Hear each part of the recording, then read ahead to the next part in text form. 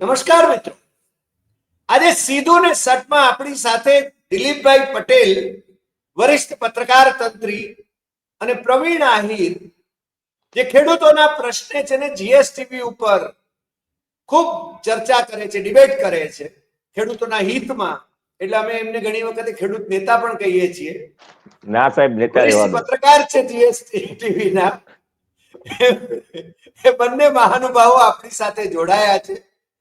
એમનો પ્રેમભાવ છે એટલા માટે આપણી સાથે સીધું ને સટમાં જોડાય છે અને સીધી ને સટ વાત કરે છે. કારણ કે આપણે ગોદી મીડિયામાં નથી, આપણે ખેડૂતોના હિતમાં વાત કરવાની છે. આપણે સરકારની પેલો એની લૂણ ખખડાવવાની નથી. આપણે સરકારની સાચી વાત હોય તો એને વખાણીએ અને ખોટી વાત હોય તો એને વખોડીએ પણ ખરા. એટલી તટસ્થ ભાવે આપણે ચર્ચા કરીએ છીએ અને એને માટે આજની ડિબેટ ખેડૂતોના સંદર્ભમાં છે. દિલીપભાઈ પણ આમ તો ખેડૂત પુત્ર છે, હું પણ ખેડૂત પુત્ર છું, પ્રવીણ પણ ખેડૂત પુત્ર છે. ભલે પત્રકાર તરીકે અમારી લાંબી કારકિર્દી હોય બધાની, પરંતુ દર્શકોને ખ્યાલ છે કે આપણે સાચી વાત, ટકોરાબંધ વાત એ સીધું ને સટમાં કરવા માટે જાણીતા છીએ. અને એટલા માટે મારે શરૂઆતમાં બે જ વાત કરવી છે. માનનીય મુખ્યમંત્રી ભલા માણસ છે આમ તો, ભૂપેન્દ્રભાઈ પટેલ, દેખાવે ભલા, બોલવામાં ભલા, પણ ભલા માણસોનું રાજકારણમાં કેટલું કામ છે ખબર નથી. પણ આ ભલા માણસને મુખ્યમંત્રી પદ મળી ગયું, એ આખો એક જુદો ઇતિહાસ છે. એની ચર્ચા ક્યારેક કરીશું આપણે સીધું ને સટમાં. પણ એમણે કહ્યું કે ધરતીપુત્રોને જે નુકસાન ગયું આ કમોસમી વરસાદને કારણે, અને કેટલા ગામો, ગુજરાતના ગામો, મને દિલીપભાઈ કે પ્રવીણ તમે મારી ભૂલ હોય તો સુધારજો, હું માનું છું કે 18,000 ગામો છે. 18,000 ગામોમાંથી 16,500 ગામોમાં ખેડૂતોને આ કમોસમી વરસાદને કારણે નુકસાન ગયું છે અને ભયંકર નુકસાન ગયું છે. મને લાગે છે કે વીઘે 50,000 એમને ચૂકવવા જોઈએ એવી ગણતરી આપણે છે ને અગાઉ કેટલીક ડિબેટમાં કરી હતી. પ્રવીણ પણ એ ડિબેટમાં હતા, દિલીપભાઈની સાથે પણ આપણે ડિબેટ કરી છે. 33 જિલ્લાના 16,500 ગામો એટલે ખરેખર તો 1,500 ગામો જેવા છે કે જ્યાં છે ને આ કમોસમી વરસાદની અસર નથી થઈ એમ સરકાર તરફથી કહેવામાં આવે છે. અને મુખ્યમંત્રી કહે છે કે ધરતીપુત્રો માટે આશરે 10,000 કરોડની રાહતનું અને સહાયનું પેકેજ અમે જાહેર કરીએ છીએ. એમાં ખેત મજૂરોની વાત નથી આવતી, પણ ખેત મજૂરો કદાચ સુરતના ઉદ્યોગપતિઓને હવાલે કરી દીધા છે કે એ છે ને એમના ઉપર ઉપકાર કરે, 2-5 હજાર રૂપિયા દરેકને આપે, એમના નાણાં થોડા ઓછા કરે અને જાણે કે મહાજન પરંપરાને જીવાડવાની હોય એવી રીતે એ વાત કરે. વીઘે 50,000 નું નુકસાન જાય છે ખેડૂતને, પણ હેક્ટરે 22,000 રૂપિયાનું પેકેજ આ પેકેજમાં જાહેરાત કરવામાં આવી છે. અમલ કેટલો થશે એ મને ખબર નથી. અને 2 હેક્ટર એટલે કે 44,000 રૂપિયાથી વધારે હેક્ટરે, વીઘે નહીં, હેક્ટરે આ વાત થઈ છે. અને એમના વિશે રાષ્ટ્રીય સ્તરે એવું કહેવામાં આવે છે, આજ તકની ચેનલે તો એમ કહ્યું કે કિસાનો કે लिए अब तक के सबसे बड़े राहत पैकेज की घोषणा हो गई है. મને લાગે છે કે દેશમાં જેમ ગુજરાત મોડેલ ગાજતું હતું, અને ગુજરાત મોડેલ કેટલું બોધું હતું ને કેવું છે આજ સુધી આપણને સમજાતું નથી. મને તો કમસે કમ સમજાતું નથી ગુજરાત મોડેલ કેવું છે. પણ રાષ્ટ્રીય સ્તરે એની ગાજવીજ થઈ અને માનનીય મુખ્યમંત્રી નરેન્દ્ર મોદી એ વડાપ્રધાન તરીકે ત્રીજી વખત પણ સત્તારૂઢ થયા. મને આજે એટલી જ વાત કહેવાનું મન થાય છે અને હું સત્તાવાર જે વાતો થઈ છે એની વાત કરું છું. બાકી અભ્યાસપૂર્ણ આપણી સાથે બે પેનલિસ્ટો છે કે સરકાર કબૂલે છે કે 2024 નો અતિવૃષ્ટિનો નુકસાનીનો અહેવાલ એ કેન્દ્ર સરકારને હજુ સુધી મોકલાયો નથી. હવે આ સંજોગોની અંદર પાછી એમએસપી થી મગફળીની ખરીદી 125 મણ એ 7,273 ₹83 ક્વિન્ટલ MSP થી એ કરવાની એમણે શરૂઆત કરી દીધી ગઈકાલથી, એવો દાવો કરાયો છે. ખરેખર કેટલી મગફળી છે ખબર નથી. વાવેતર ઓછું થયું છે આ વખતે અને નુકસાની વધારે થઈ છે. અને ભારતીય જનતા પાર્ટી ને તો બખ્ખા છે એવું કહે છે, પણ કોંગ્રેસ અને આમ આદમી પાર્ટી એ ખેડૂતોની વારે ધાય છે અને એ આંદોલન કરે છે, પરંતુ ગાંધીનગર એ સાંભળે છે કે કેમ, એ મોટો પ્રશ્ન છે. આપણે ચર્ચાની શરૂઆત દિલીપભાઈથી કરીએ અને પછી પ્રવીણભાઈની પાસે જઈએ છીએ. દિલીપભાઈ, આ બધી ઘોષણાઓ વિશે, ખેડૂતોની પરિસ્થિતિ વિશે, ખેતમજૂરોની પરિસ્થિતિ વિશે આપ શું કહેશો? હરિભાઈ, આમ તો ઘણી બધી બાબતો તમે કહી દીધી છે અને ઘણી બધી ચર્ચા પણ કહી છે, પરંતુ મારી દ્રષ્ટિએ જે આમાં સૌથી વધારે મહત્વનું એ છે કે જે કાયદાકીય આંટીઘૂંટીથી લઈને જે કોને પેકેજ મળી શકશે, કોને નહીં મળી શકશે, એ બધું ગણીએ ને તો મેં જે કેટલીક ગણતરી કરી છે એ પ્રમાણે 5,000 કરોડથી વધારે ખેડૂતોને મળી શકે એવી સ્થિતિ નથી. 5,000 અને રિયલ જે ખેડૂતો છે, જે ભાગ્યા છે એ ભાગ્યાને તો આમાં કેમ, કારણ કે અત્યારે આપણે જાણીએ છીએ લગભગ 30-40% ખેડૂતો એવા છે કે જે ભાગ્યમાં એની ખેતી આપી દે છે, તો એમને તો આ પેકેજ મળવાનું, તો ખેડૂતો પોતાના ખાતામાં આવવાની છે રકમ, એ આપતા નથી. અગાઉના આપણી પાસે ઉદાહરણો પણ છે. તો આ પેકેજ ખરેખર કેટલું અસરકારક રહેશે એ સૌથી મહત્વનું બની રહેશે. મારી દ્રષ્ટિએ આમાં સૌથી મોટી જે ખામી જે દેખાઈ રહી છે, આપણા આ નરેન્દ્ર મોદી 2007માં એમણે કહ્યું હતું, ખાસ કરીને ગુજરાતમાં જ્યારે ખેડૂતોને પાકમાં ઘણા બધા વિસ્તારો, ખાસ કરીને ઉત્તર ગુજરાત ને બધા વિસ્તારોમાં, સૌરાષ્ટ્રના કેટલાક અને કચ્છના પણ, તો ત્યાં તેમણે કહ્યું હતું કે કેન્દ્ર સરકાર, કોંગ્રેસની સરકાર અમને આનું પેકેજ આપે. 7,000 કરોડ રૂપિયાની એમણે માગણી કરી હતી. અને એ માગણી જ્યારે કરી ત્યારે એમણે મોદી સાહેબ, આપણા માનનીય વડાપ્રધાન સાહેબે 16 સપ્ટેમ્બર 2007ના રોજ એમણે એવું કહ્યું હતું જસદણમાં, રાજકોટના જસદણ, કારણ કે ત્યાં બહુ મોટા પ્રમાણમાં જસદણમાં, કારણ કે સિંચાઈની સુવિધા સૌથી ઓછામાં ઓછી જસદણમાં છે, તો ત્યાં સૌથી મોટું નુકસાન થયું હતું. ત્યાં ખેડૂતોની સભા હતી. એ સભામાં એમણે એવું કહ્યું હતું કે ખેડૂતોના હિતો માટે લડવું એ ગુનો હોય તો મુખ્યમંત્રી તરીકે નરેન્દ્ર મોદીને ફાંસીએ ચડાવી દે. આ એમણે વાત કરી હતી. ત્યારે કેન્દ્ર સરકાર પાસેથી માગણી કરે છે 7,000 કરોડ રૂપિયા મેળવવાની, કે અમને સહાય આપો 7,000 કરોડ, જે નિયમો છે એની ઉપરાંતનું. તો અત્યારે જે જાહેર કરેલું છે એમાં નરેન્દ્ર મોદી તો ક્યાંય કોઈ જગ્યાએ ચિત્રમાં નથી, કેન્દ્ર સરકાર ક્યાંય ચિત્રમાં નથી. માગણી કરવી બહુ સહેલી વાત છે. અનેક વખત આ પ્રકારે કેન્દ્ર સરકાર પાસેથી માગણી કરી હતી નરેન્દ્ર મોદી જયારે મુખ્યપ્રધાન હતા ત્યારે. તો આ જે માગણી કરી હતી, તો હવે કેમ અત્યારની ગુજરાતની સરકાર જે છે એ કેન્દ્ર સરકાર પાસે વધારાની સહાય કેમ નથી માંગતી? જે નિયમો પ્રમાણે મળવાની છે તો મળવાની છે, પરંતુ વધારાની સહાય જે નરેન્દ્ર મોદી માંગતા હતા ખોખારીને, 56ની છાતીએ, મનમોહનસિંહને કહેતા હતા કે અમને આ સહાય આપો, અને ન આપે ત્યારે એના ઉપર માછલા ધોવાથી લઈને જાહેરમાં સૌરભ દલાલથી લઈને બધા એના જે પ્રવક્તાઓ હતા, જયનાલભાઈ પણ આવી જાય એમાં, તો એના જે પ્રવક્તાઓ હતા એ બધા જ એના પર તૂટી પડતા હતા કેન્દ્ર સરકાર ઉપર, કે કેન્દ્ર સરકાર ગુજરાતને અન્યાય કરે છે. અને ચૂંટણી જીતતી વખતે વડાપ્રધાન ની જે કેમ્પેઇન એમણે કરી હતી ત્યારે ગુજરાતમાં એને જાહેર ખબર પણ બનાવી હતી, ખેડૂતોના ગાલ ઉપર થપ્પડ, અને બહુ ટીવી ઉપર ચલાવી હતી કરોડો રૂપિયાના ખર્ચે. પરંતુ જ્યારે વાસ્તવમાં અત્યારે વડાપ્રધાન નરેન્દ્ર મોદી છે ત્યારે એમની પાસેથી ભૂપેન્દ્ર પટેલે માંગણી કરવી જોઈએ કે ગુજરાતને ઓછામાં ઓછા 25,000 કરોડ રૂપિયા કેન્દ્ર સરકાર આપે, કારણ કે એટલું વ્યાપક નુકસાન છે. સરકારે જે આપેલું છે મારી દ્રષ્ટિએ તો માત્ર 10% જ છે. તો એમણે માંગણી કરવી જોઈએ કે 25,000 કરોડ રૂપિયા કેન્દ્ર સરકાર વધારાની સહાય આપે. પરંતુ એક શબ્દ આપણા ભૂપેન્દ્રભાઈ એક શબ્દ બોલ્યા નથી, 56ની છાતી બતાવી શકતા નથી. તો આ જે છે એ શા માટે એવું કરી રહ્યા છે? એક બાજુ ગુજરાતની હિતની વાત કરી રહ્યા છો તમે કે ગુજરાત હિતમાં જે કંઈ હશે અમે બધું કરીશું, તો આનાથી સૌથી વધારે ગુજરાતનું હિત કયું હોઈ શકે? કારણ કે સામાન્યમાં સામાન્ય ખેડૂતો અત્યારે જે પીડિત છે, એના ખેતરોમાં જે મગફળીથી લઈને કપાસથી લઈને એના છોડ જે સુકાઈ ગયા છે, પાથરાઓ એમને પડેલા છે, એને બહાર કાઢવા માટે મજૂરોને ચૂકવવા માટેની મજૂરીના પૈસા નથી, ત્યારે તમે કેન્દ્ર સરકાર પાસેથી આ માંગણી ન કરો એ સૌથી મારા દ્રષ્ટિએ નામર્દાનગી છે ભૂપેન્દ્ર પટેલની. ભૂપેન્દ્ર પટેલની સૌથી મોટી નિષ્ફળતા છે. વડાપ્રધાન સામે ખોખારીને કહી શકતા નથી. આ જ ચિમન પટેલ હતા કે જે એમની જ સરકાર સામે બોલતા હતા કે નહીં, ગુજરાતને તો તમારે આપવું જ પડશે. અને આ જ નરેન્દ્ર મોદી હતા કે જે જ્યારે મનમોહનની સરકાર હતી ત્યારે ત્રાડી દરેક સભામાં એક ત્રાડ ફેંકીને 56ની છાતી જે વાત કરતા હતા, આજે બધી જે 56ની છાતી અત્યારે સંકોચાઈ ગઈ છે.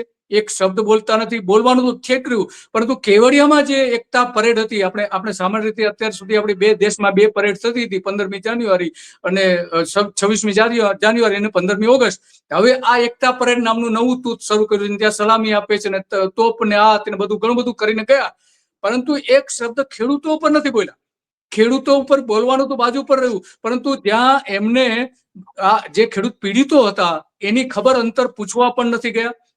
તો આ નરેન્દ્ર મોદી જે જયારે મુખ્યપ્રધાન હતા ત્યારે જ્યારે ખેડૂતોની વાત કરતા હતા ત્યારે મારી દ્રષ્ટિએ એમના જે આંસુ હતા એ મગરના આંસુ હતા. ભલે વડનગરમાં એમણે નાનું મગરનું બચ્ચું પકડ્યું હોવાની કહાનીઓ બધી ઊભી કરી છે, પરંતુ એ જે વાત કરે છે એ મગરના આંસુ સારતા હતા. માત્ર ને માત્ર રાજકારણ હતું નરેન્દ્ર મોદીનું, ખેડૂત હિત ક્યાંય નહોતું. કારણ કે મેં નરેન્દ્ર મોદીના લગભગ 900 જેટલા ભાષણો એ સમયના મેં ચકાસ્યા, તો એમાં 900માંથી 60% ભાષણોમાં ખેડૂતોની વાત કરતા હતા અને 40% ભાષણોમાં ગરીબ લોકોની વાત કરતા હતા. તો આ જે વાત અત્યારે ક્યાં ગઈ? ખેડૂતો જે પરેશાન છે એમને જે સહાય મળવી જોઈએ સહાય મળી શકते એમ નથી. આ જે પેકેજ જાહેર કરેલું છે, પેકેજ પણ માત્ર ને માત્ર 10%, નુકસાનીના 10%. હું તો ત્યાં સુધી કહીશ કે જે માનો કે 10,000 કરોડ રૂપિયા આપી દે તો પણ વીઘા દીઠ 3,500 રૂપિયા ખેડૂતને મળે એમ છે. અને 3,500 તો મજૂરી થઈ જાય છે ખેડૂતોની. એક મોસમમાં જે ખેડૂતોને 500 થી 600 રૂપિયા ચૂકવવા પડે છે કપાસ અને મગફળીમાં અને બીજા બધા પાકોમાં પણ, તો એ એટલી તો મજૂરી થઈ જાય છે. તો સરકારે માત્ર ને માત્ર મજૂરોને પૈસા ચૂકવવાની આ પેકેજ જાહેર કર્યું એવું મારી દ્રષ્ટિએ લાગી રહ્યું છે. અને જે અમલ થશે ત્યારે તો આમાં ઘણા બધા નિયમોથી, કાયદાથી લઈને બીજું ઘણું બધું વચ્ચે આવશે. કારણ કે જે આ પેકેજ જાહેર કર્યું છે માત્ર ફિગર અને કેટલાક ગામ ને આ તે બધી થોડી ઘણી વિગતો જાહેર કરી છે, પરંતુ વાસ્તવમાં કેટલું નુકસાન થયું છે, કઈ રીતે એને ગણતરી કરવામાં આવતી, આટલી ઝડપથી કઈ રીતે ગણતરી કરી, કેટલા હેક્ટરમાં વાસ્તવમાં નુકસાન છે એની કોઈ જ વિગતો બહાર આવી નથી. મેં મારા કૃષિ વિભાગના જે કેટલાક અધિકારીઓ છે એની સાથે જે વાત કરી હતી તો એને કહ્યું હતું કે અમે જે ગણતરી કરી 13 લાખ હેક્ટરથી વધતું નથી. હવે એક બાજુ આપણે 58 લાખ ખેડૂતો છે અને લગભગ 82-83 લાખ હેક્ટરમાં તો વાવેતર થયું છે. તો આ કૃષિ વિભાગ 13 લાખની જે ગણતરી મૂકી રહ્યું છે, આંકડાઓ જાહેર નથી કર્યા પણ ખાનગીમાં વાત કરી રહ્યા છે, તો કેટલા ખેડૂતોને મળશે? સવાલ એ આવીને ઉભો રહે છે હરિભાઈ કે મારી દ્રષ્ટિએ આ જે પેકેજ છે એ પેકેજ વાસ્તવિક નથી.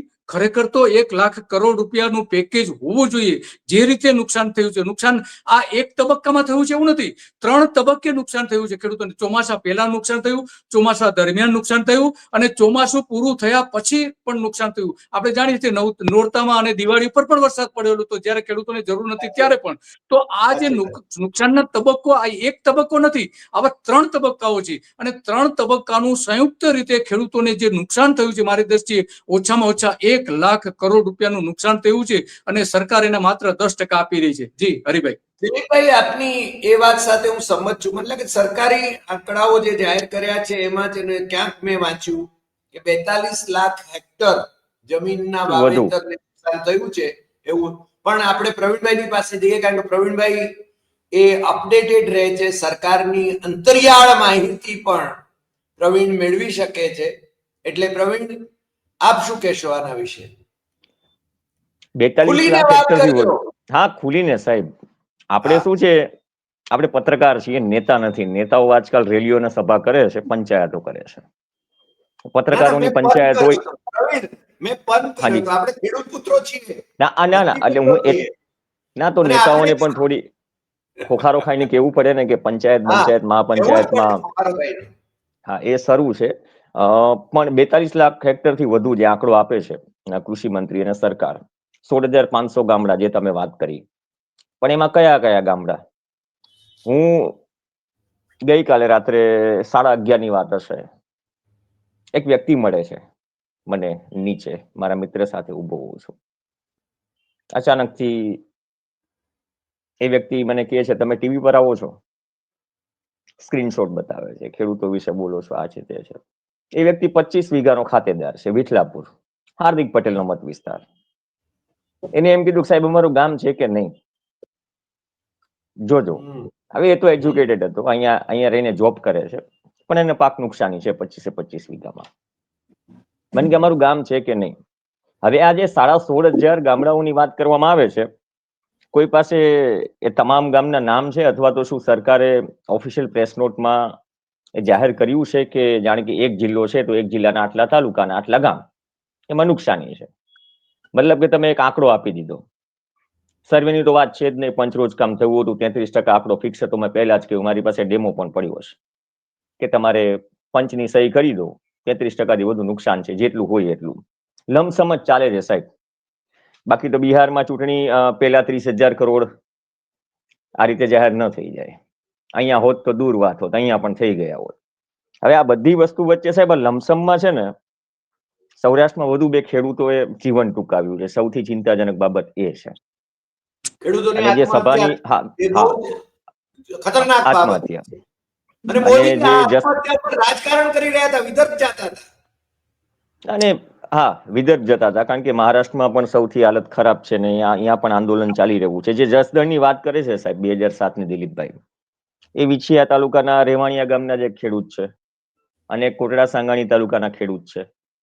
તો આપણે શું નોટડાઉન કરતા રહીશું? સામાન્ય લાગણી એ છે સાહેબ, કોઈ દુર્ઘટના ઘટે, જેમ કે મોરબી થી લઈને રાજકોટ થી લઈને ગંભીરા બ્રિજ થી લઈને, એમાં એક મેન્ટાલિટી બની જાય કે જીવનની શું, લોકોના જીવનની કિંમત 4 લાખ રૂપિયા છે. તો અત્યારે આ કયા કારણોસર લોકો જીવન ટૂંકાવે છે? ક્યાંક 2 દીકરીની સગાઈની વાત હોય, આર્થિક સંકળામણ તો બહુ કોમન છે. અને આ બધા નાના ખેડૂતો છે, જે ખેત મજૂર છે, ખુદ જોતરાઈ જાય છે. મારી પાસે કાલે એક પૂર્વ કૃષિ અધિકારીએ મેં એક ડિટેલ મંગાવી. મેં કીધું બાકી બધું ઠીક છે, મને તમે કૃષિ વિભાગ નું શું કોટેશન આપો કે હેક્ટરે કેટલો ખર્ચ આવ્યો મગફળીમાં. એ 2017-18માં સાહેબ 67,000 ની આસપાસ હતો, 67,000. હા, જે બધી વસ્તુ હેક્ટર સાહેબ, એ હેક્ટર જ ગણે. હા, હેક્ટરે 67,000 ની આસપાસ હતો. અને કદાચ તમે 2018 થી અત્યારે કદાચ 8મા પગાર પંચનું જ માની લો, એટલે 6%, 4%, 6% જે કંઈ પણ હોય, આપણે 90-95,000 કે 1 લાખ રૂપિયાની આપણે વાત કરીએ, સામે હેક્ટરે કેટલા મતલબ જાહેર કરે, જે મર્યાદા છે 22,000. કદાચ આજ મેં આંકડો કહ્યો હતો કે ટોપઅપ આપી દેશે 17 સમથિંગ જે SDRF નોર્મ્સ મળે છે, અને 2 હેક્ટરની મર્યાદા છે. આમાં હેક્ટરની મર્યાદા હટી નથી. અને રિપીટેડલી હું કહું છું કે જ્યારે આ કૃષિ પેકેજ જાહેર થયું અને 2 દિવસ પહેલા જ્યારે પ્રેસ કોન્ફરન્સ કરી જીતુ વાઘાણીએ, ત્યારે ઘણા સવાલ પૂછાયા કે તમે કેન્દ્ર સરકારને જાણ કરી છે કે નહીં, કેન્દ્ર સરકારને જાણ કરી છે કે નહીં.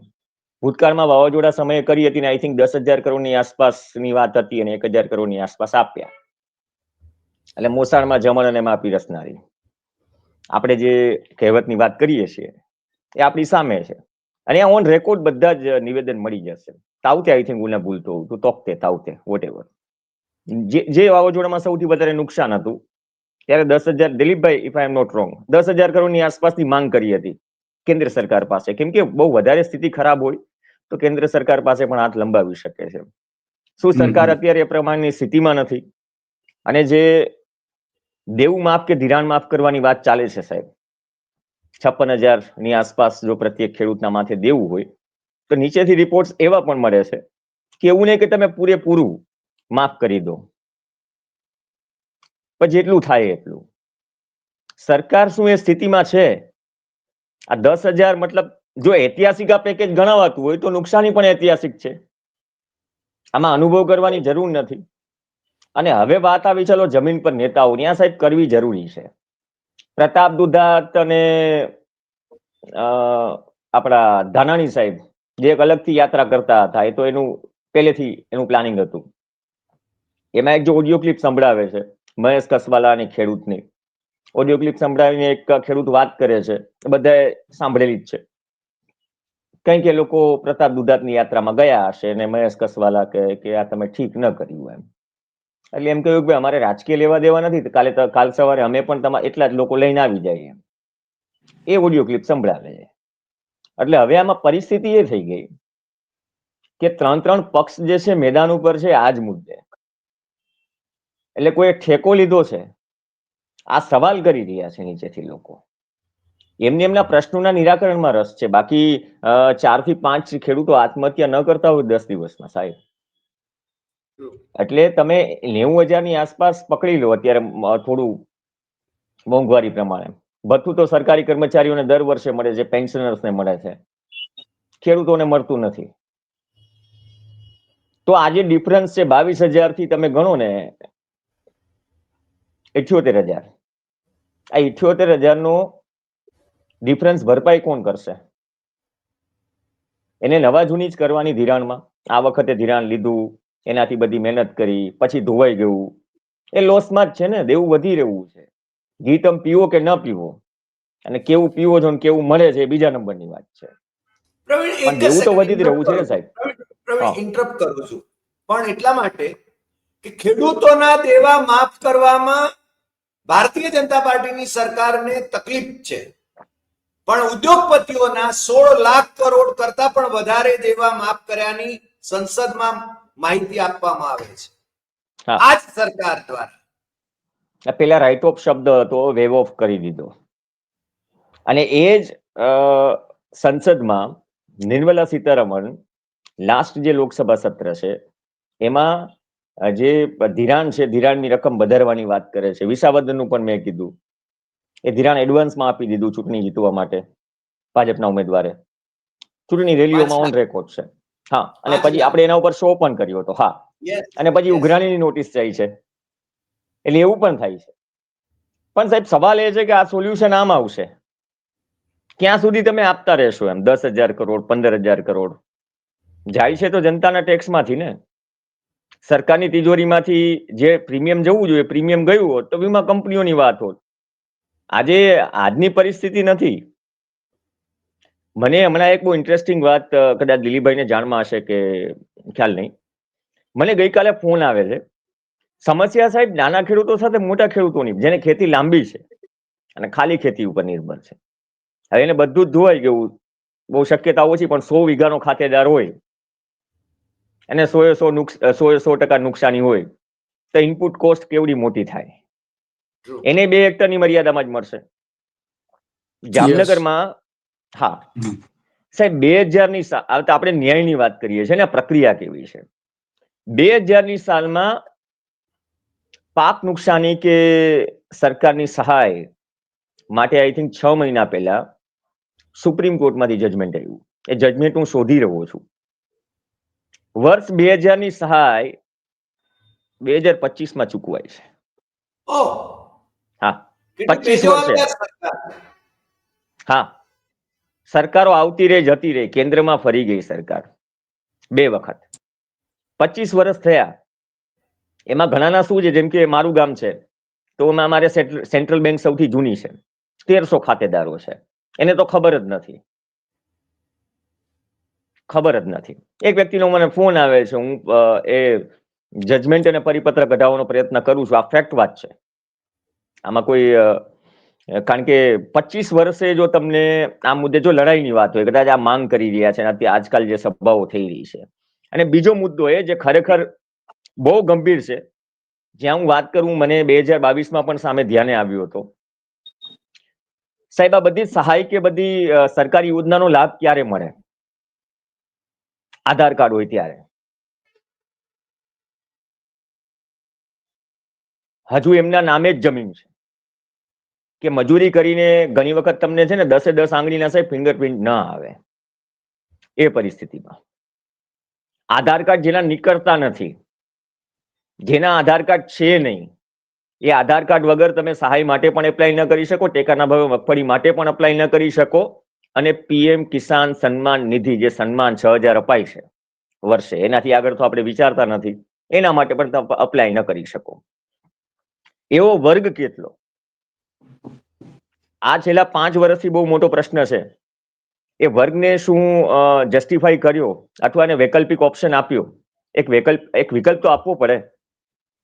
હવે એવા ખેડૂતો અત્યારે શું કરશે? એવી સંખ્યા કેટલી એ જાણવાનું કામ તો સરકારનું છે ને સાહેબ.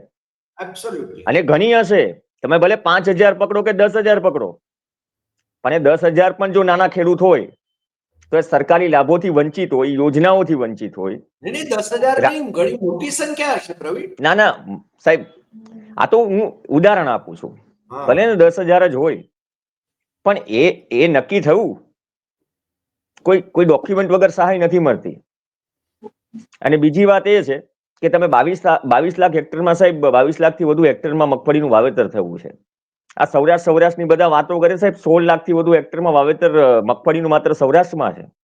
અને સૌથી વધારે નુકસાની છે. આત્મહત્યાના જે ફિગર્સ અને દુઃખદ સમાચાર આવી રહ્યા છે, સૌરાષ્ટ્રમાંથી આવી રહ્યા છે. તો હજુ શું આપણે રાહ જોઈ રહ્યા છીએ? શેની 9,820 કરોડ સમથિંગ. કયા જિલ્લા છે, જિલ્લાના કયા તાલુકા, કયા ગામ છે? અને આ વિઠલાપુર વાળું મેં એક્ઝામ્પલ આપ્યું, આ સર્વે થયો જ નથી. એટલે મેં કીધું તમારા ધારાસભ્યશ્રીને કોલ કરજો અને જાણજો કે તમારો જિલ્લો અને ગામ તાલુકો છે કે નહીં. કારણ કે અમારી પાસે માહિતી જે આવી છે એ માહિતીમાં એવું કશું છે નહીં. એક જાહેરાત છે. હવે એની અમલવારી કેટલી? 16,500 ગામ, એટલે ઓલમોસ્ટ તમે 100% જ ગણી લો ને. આખું ગુજરાત. હા, એમાં ઉત્તર ગુજરાતના પણ ઘણા બધા પોકેટ્સ છે.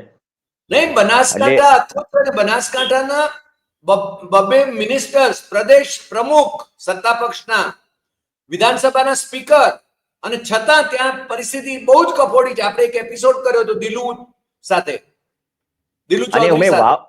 વાવના ઘણા એવા ગામો છે સાહેબ, 65-67 દિવસે હજી 2-3 ફૂટ પાણી ભરેલા છે. એ પાણી નિકાલની વ્યવસ્થા નથી. બાળકો ચાલીને 3 કિલોમીટર એ જ પાણીમાંથી સ્કૂલે જાય છે. આપણે પાણીનો નિકાલ નથી કરી શકતા. એના માટે પેકેજ જે જાહેર કર્યું, પણ પેકેજ ક્યારે ઇનફ નહીં હોય સાહેબ. અને સરકાર એ સ્થિતિમાં નથી કે ધિરાણ માફ કરી શકે. ચૂંટણી નથી ને સાહેબ, આ ફેક્ટ વાત કહું છું. અને હવે ઇન્ટરેસ્ટિંગ વાત એ છે, તે દિવસે મેં જેવું ડિક્લેર થયું, તમે ડિબેટ કરી, તો પેલા જોડાયા ઈસુદાનભાઈ ગઢવી, એમને 40,000 કરોડના નુકસાનીની વાત કરી. પછી લાલજીભાઈ દેસાઈ જોડાયા, એને 1 લાખ કરોડના નુકસાનીની વાત કરી. લાલજીભાઈ પાછા ઈસુદાનભાઈને કરેક્ટ કરે કે ઈસુદાનભાઈ જમીન ઉપર જાય છે તો એના અંદાજ હોવો જોઈએ કે નુકસાની વધારે છે. અને હવે સૌથી મોટી વાત એ છે કે જે કોંગ્રેસની યાત્રા નીકળી રહી છે, એમાં તમને એક ઓડિયો દિગુભા જાડેજાનો જે વાયરલ થયો હતો, શહેર પ્રમુખ, કોંગ્રેસ શહેર પ્રમુખ, અને પછી બધા કાર્યક્રમોમાં અને સભામાં આવવાની ના પાડી, એમ ઓપેરા કંપની વાળું. જે વીજલાઈનનો પ્રશ્ન છે, વીજલાઈનનો પ્રશ્ન આ યાત્રામાં પણ છે. બધાએ કીધું છે કે ભાઈ આ સેન્સિટિવ પ્રશ્ન છે, ને સેન્સિટિવ પ્રશ્ન છે. બાકી વગર વાકે જયારે ખેડૂતો ધોકા ખાતા હોય ત્યારે મંત્રીઓ, ધારાસભ્યો ક્યાં જાય છે? સાંસદોના મોઢામાં શું મગ ભરાઈ જાય છે? અત્યારે સાંસદોના ખેડૂતો જો હિતની વાત કરતા હોય. હવે એવા ઇનપુટ છે કે કદાચ હવે દિગુભા જાડેજા આ યાત્રામાં જોડાશે, જેમ હાલાર પંથકમાં પ્રવેશ છે યાત્રા, એવા ઇનપુટ છે. હવે આ તો લાલજી દેસાઈ, પાલ અંબલિયા કે શક્તિસિંહ ગોહિલે જસ્ટિફાઈ કરવું જોઈએ, જોડાશે કે નહીં જોડાય. એટલે કોઈ વિરોધ કરે કે ન કરે, નીચે જે ખેડૂતોમાં મેસેજ જવાનો છે એ જતો રહેશે કે તમે શું કરી રહ્યા છો. પ્રવીણ, આપણી ફરજ એ છે કે આપણે સાચી વાત પ્રજાના ધ્યાનમાં લાવવી જોઈએ. અને આપણે જેને કહીએ ત્યારે ફલાણાની વિરુદ્ધમાં, આ પાર્ટીની વિરુદ્ધમાં કે પેલી પાર્ટીની વિરુદ્ધમાં આપણે નથી, આપણે સત્યની સાથે છીએ. દિલીપભાઈ, હવે આનો ઉકેલ શું? સત્ય, જે તમે જે વાત કરી, સત્ય વિગતો લોકો સુધી પહોંચવી જોઈએ, મૂળ મુદ્દો તમારો એ છે. તો આમાં વાત સાચી છે કે સત્ય પહોંચવી જોઈએ. હવે આ પેકેજ જે જાહેર થયું ત્યારે મોટાભાગના તમામ ટીવી મીડિયામાં જે ફ્લેશ ન્યૂઝ આયા, બ્રેકિંગ જે ન્યૂઝ આયા કે ભાઈ ઇતિહાસનું સૌથી મોટું પેકેજ, ઇતિહાસમાં સૌથી મોટું પેકેજ, ઐતિહાસિક પેકેજ. તો આ ઐતિહાસિક કઈ રીતે છે ભાઈ? ઐતિહાસિક કઈ રીતે તમે ગણી રહ્યા છો? અને સાથે સાથે જે વિગતો આપી રહ્યા છે એ ખરેખર તો સરકાર એક બાજુ જે જાહેરાત કરે છે એ અમુક બરાબર છે કે સમાચાર તમે આપો બરાબર છે, પરંતુ વાસ્તવમાં શું છે એ બતાવવું જોઈતું હતું. વાસ્તવમાં ખરેખર કઈ રીતે પેકેજ મળશે, કેટલા ગામડાઓને નુકસાન થયું છે, કેટલા ખેડૂતોને નુકસાન થયું છે, સર્વે કઈ રીતે કરેલો છે, સેટેલાઇટ થી સર્વે કરેલો હોય તો જ આટલી ઝડપથી સર્વે થઈ શકે. તો આ બધા ફેક્ટ્સમાં ખરેખર મૂકવા જોઈએ.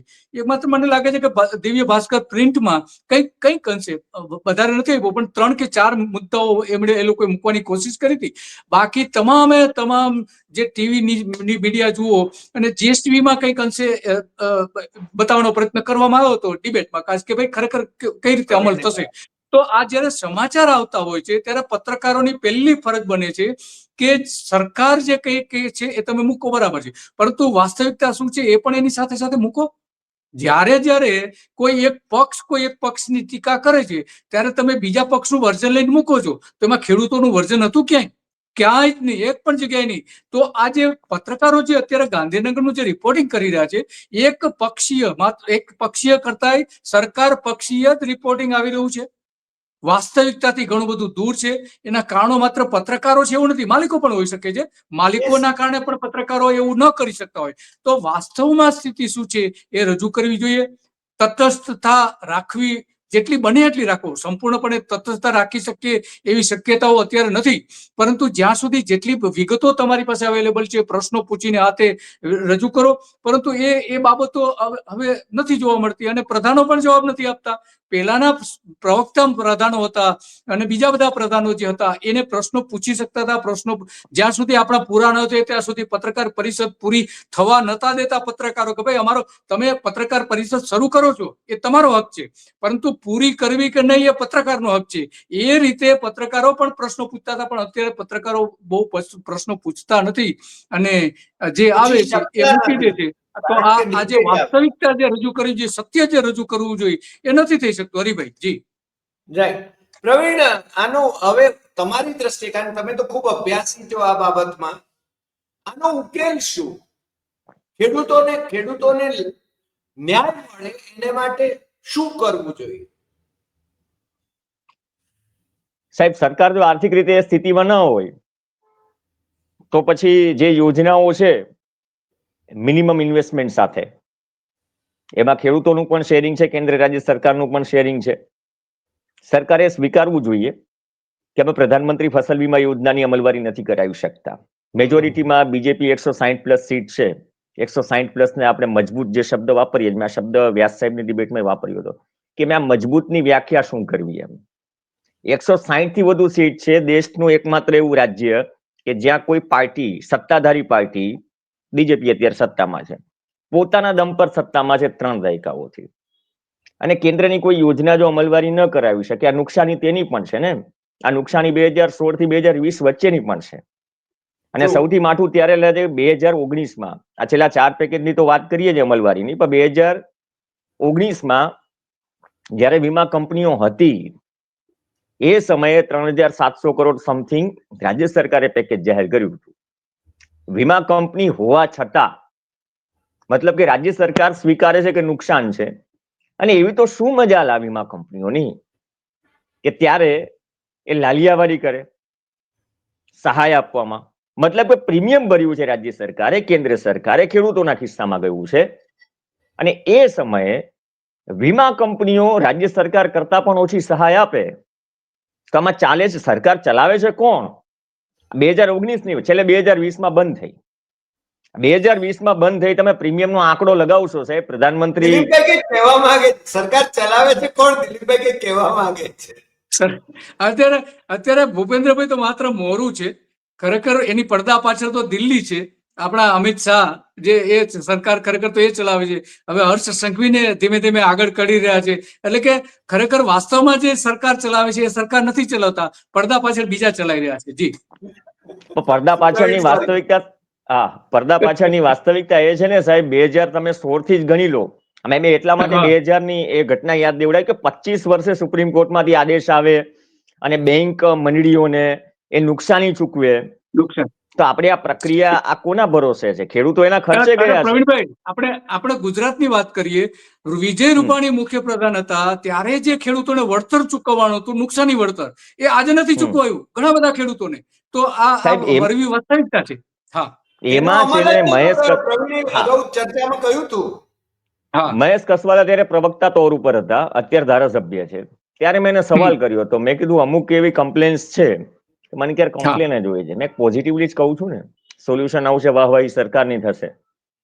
તેને છે ને 48 કલાકમાં ચેક કરાવ્યું કે એની પાછળના કારણો ઘણા બધા હોય છે ને, આઈએફસી કોડ ઘણા બધા લોકોનો ચેન્જ થઈ ગયો હતો અને નહોતું પહોંચ્યું, પણ એ રેક્ટિફાઈ તો કરવું પડશે ને, રેક્ટિફાઈ કરવું પડશે. અને હવે પાછું હું મારી વાત અધૂરી પૂરી કરી દઉં. 2016 થી અત્યાર સુધીની નુકસાની છે ત્યારે આ સમાચાર દુઃખદ સાંભળીએ છીએ, બાકી ઐતિહાસિક ન હોય. આજે સત્તા પક્ષ ને વિપક્ષ ને કયા ધારાસભ્યએ કામ કર્યું છે, મંત્રીએ નથી કર્યું, અથવા ખેડૂતો માટે શું કર્યું છે, એ જરા પગ મૂકો તો ખબર પડી જાય. અત્યારે જમીન ઉપર એ સ્થિતિ છે. હું પોલિટિકલી જરાય વાત નથી કરતો, જમીન ઉપર એ સ્થિતિ છે. પછી આપણે સભામાં વિપક્ષ હોય, સત્તા પક્ષ હોય, ગમે એટલી વાતો કરીએ, જય બોલાવીએ, એનો કોઈ મતલબ નથી. અહીંયા તમે કપરી પરિસ્થિતિમાં ખભે હાથ દઈને તમે જો ખરેખર ઐતિહાસિક અને લાગણીશીલ હોય, વિપક્ષ હોય કે સત્તા પક્ષ હોય, સત્તા પક્ષે જ અત્યારે તો પેકેજ સરકારમાં જેવો પેકેજ જાહેર કરે, એ સ્થિતિમાં છે જ નહીં સાહેબ. જે નુકસાનીની ભરપાઈ તમે અગાઉની નથી કરી શક્યા, તો હવે તો એટલીસ્ટ તમે કોઈ પોલિસી લાવો. આ પોલિસીનું ફેલિયર છે સાહેબ. અને ઘણાને કડક લાગતું હોય છે, સત્તામાં બેઠેલા ઘણાને કડક લાગતું હોય છે. હું સિમ્પલી તે દિવસે પરેશભાઈ ધાનાણી હતા, પૂર્વ વિપક્ષના નેતા. મેં કીધું માનનીય પૂર્વ વિપક્ષના નેતા, મને જરા ધ્યાનમાં મૂકો કે તમે રાજ્ય સરકારની યોજના લાવ્યા હતા, કયા માનનીય ધારાસભ્યએ વિધાનસભામાં સવાલ પૂછ્યો એ કે હમ ખાવાના અમે રહ્યા છીએ. તમે હમ ખાવાના જ રહ્યા છો. સત્તા પક્ષ આટલી મેજોરિટીમાં છે, વિપક્ષ કે છે અમારી પાસે નંબર નથી. તમારી પાસે 70+ નંબર હતા તો શું કર્યું એમ? અને પાછા આ ખેડૂત અત્યારે કેન્દ્રમાં છે. ખેડૂત અત્યારે ગુજરાતની રાજનીતિમાં રાજકીય પક્ષો વચ્ચે કેન્દ્રમાં છે. હવે તમે મલમપટ્ટી કરવા માટે નીકળ્યા છો અને બધું જ થતું હશે ને અમે જોતા રહીશું એમ. તો આ એક પીડા છે સાહેબ. એ પીડાની દવા વાતોથી ન થાય, સાચી અમલવારી કરવી પડે. યસ, મને લાગે છે કે પ્રવીણે જે સમપ કર્યું, પીડા એ માત્ર વાતોથી નહીં, એની અમલવારીથી દૂર થાય. અને મને દિલીપભાઈએ જેમ કહ્યું હતું એમ કે આ છે ને જે પેકેજ જાહેર કર્યું છે એ ખેડૂતો સાથે નરી છેતરપિંડી છે, અને સરકાર આવી છેતરપિંડી ન કરે એટલી સંવેદનશીલ થાય. મને ફરીને પાછી પેલી કવિતા, કલાપીની કવિતા યાદ આવે છે, દયાહીન થયો નૃપ. આ શાસકોને એમને તો કોઈ ફરક નથી પડતો. મને લાગે છે એમને તો મોટા મોટા મહેલા તો મળી ગઈ છે, એમને કોઈ ફરક નથી પડતો. પણ એ લોકોએ સમજવું જોઈએ કે એમાંના મોટા ભાગના લોકો એ ગામડામાં ખેડૂત તરીકે, ખેડૂતના પરિવારમાં જન્મ્યા છે, એટલું યાદ રાખે ને તો પણ એમને સંવેદનશીલતા એમનામાં રહે. પરંતુ કોણ જાણે કેમ ચૂંટાયા પછી એ સત્તા પક્ષ હોય કે વિપક્ષ હોય, એ લોકો ભૂલી જાય છે કે એમની ખેડૂતો પ્રત્યે, ગામડાઓ પ્રત્યે કંઈક ભૂમિકા છે. આજે આટલી વાત, ફરી મળીશું નવા એપિસોડમાં નવા વિષય સાથે. પણ સાથે સાથે મારે આપણા દર્શકોને એક વિનંતી પણ કરવાની છે. ભાઈ પ્રવીણે જે વાત કરી સુપ્રીમ કોર્ટનું જજમેન્ટ, આપણા દર્શકોમાં ઘણા બધા ધારાશાસ્ત્રીઓ પણ છે, દેશ અને વિદેશના મિત્રો પણ છે, એનલાઇટન પર્સન્સ છે, એનજીઓના મિત્રો પણ છે, સત્તા પક્ષ અને વિપક્ષના મિત્રો પણ છે. જો તમને કોઈને આ સુપ્રીમ કોર્ટનું જજમેન્ટ તમને હાથ લાગે તો જરૂર શેર કરજો, અમને લખજો, અમે છે ને પ્રવીણ સુધી પહોંચાડીશું. અને એ જજમેન્ટ મને લાગે છે કે આપણા માટે પણ ખૂબ ઉપયોગી થશે, ખેડૂતો માટે પણ ખૂબ ઉપયોગી થશે. ખેડૂતો સાથે કેટલી છેતરપિંડી થઈ રહી છે દેશમાં. ખેડૂતોએ 1 વર્ષ આંદોલન કર્યું પેલા 3 કાળા કાયદા સામે, અને 700 ખેડૂતો મરી ગયા, છતાં એમને કોઈ શ્રદ્ધાંજલિ અપાઈ નથી સત્તારૂઢોએ. એ જ ને, એનાથી કમનસીબી બીજી કઈ હોઈ શકે? પ્રવીણ, વિદર્ભ જઈને રાજકારણ કરવું એ એક વાત છે, અને સૌરાષ્ટ્રમાં ખેડૂતો આત્મહત્યા કરે એ જુદી વાત છે. અને ખેડૂતો આત્મહત્યા ન કરે એવી આપણે છે ને આજે મને લાગે છે આ બધી પેનલ એ અપીલ કરે છે, કારણ કે ક્યાંક ને ક્યાંક રસ્તો મળી જશે. આજે આટલી વાત, ફરી મળીશું નવા એપિસોડમાં નવા વિષય સાથે. નમસ્કાર.